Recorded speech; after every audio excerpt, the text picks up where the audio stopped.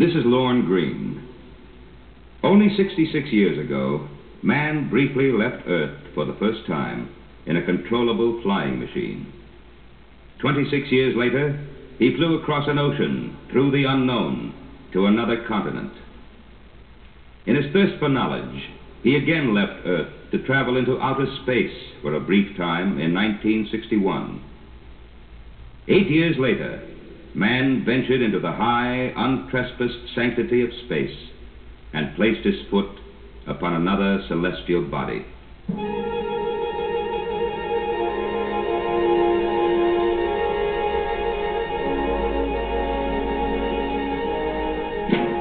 I have slipped the surly bonds of earth and danced the skies on laughter-silvered wings. Sunward I've climbed and joined the tumbling mirth of sun-split clouds, and done 100 things you have not dreamed of, wheeled and soared and swung high in the sunlit silence.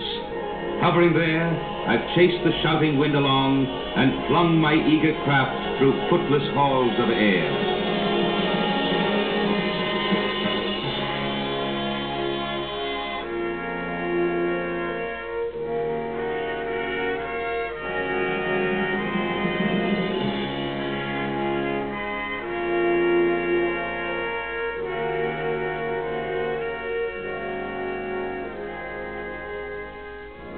These thoughts, so beautifully expressed by John Gillespie Magee in his poem High Flight, accurately describe the desire of man to fly through the sunlit silence.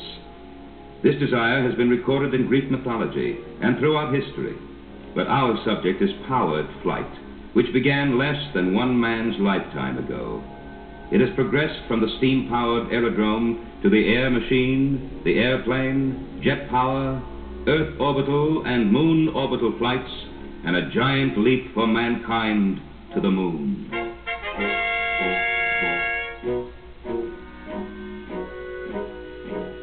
At the turn of the century, the potential of air machines appealed highly to some of our scientists with adventurous souls, and many varieties of strange craft were on the drawing boards.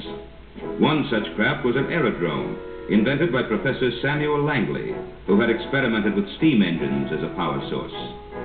Congress granted $50,000 to Professor Langley for his experiments. The machine was carefully constructed, his assistant was asked to be the pilot, and finally the day came for the first test flight. The aerodrome was to be catapulted from a houseboat. The pilot was ready as the propeller wheels spun 12 inches from his head. Skyrockets exploded in the sky. A toot-toot response from the tugboats.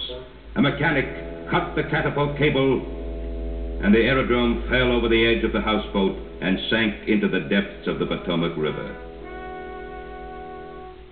Not to be easily discouraged, another attempt was made 2 months later. Again, the aerodrome sank. Memorable remarks were made about the event by the pilot as he was pulled from the river. Public opinion was severely critical of squandering money on such an impossible invention as a flying machine. But only 9 days later, Orville and Wilbur Wright had the glory of making the first powered flight on December 17, 1903. Their only subsidy, the human challenge and a bicycle repair shop.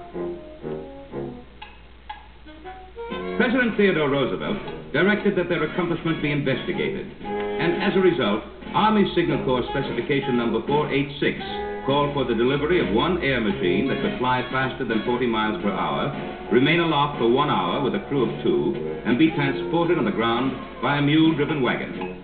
The first test flight was unsuccessful, but 9 months later, on June 20th, 1909, a newer model was tested and accepted. It flew at a blistering 42.5 miles per hour, thrusting the birth of aviation upon an unbelieving world.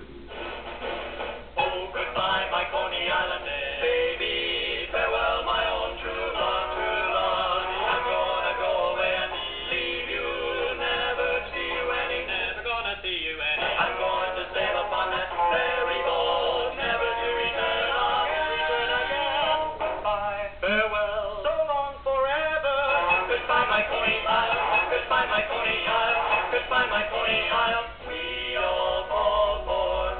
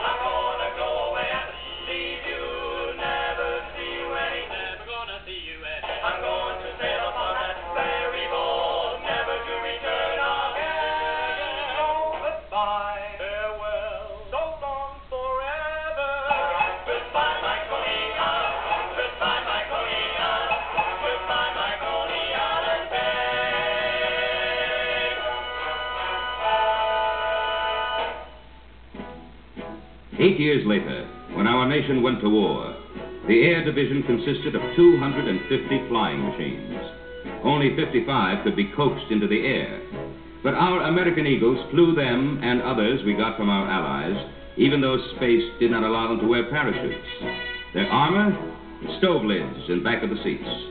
Eddie Rickenbacker, Frank Balloon Buster Luke, Billy Mitchell, and many others were praised by the enemy for their daring skill and respectfully described as fighting like crazy Indians. However, they were criticized by some of their superiors for not wearing cavalry spurs in the cockpit.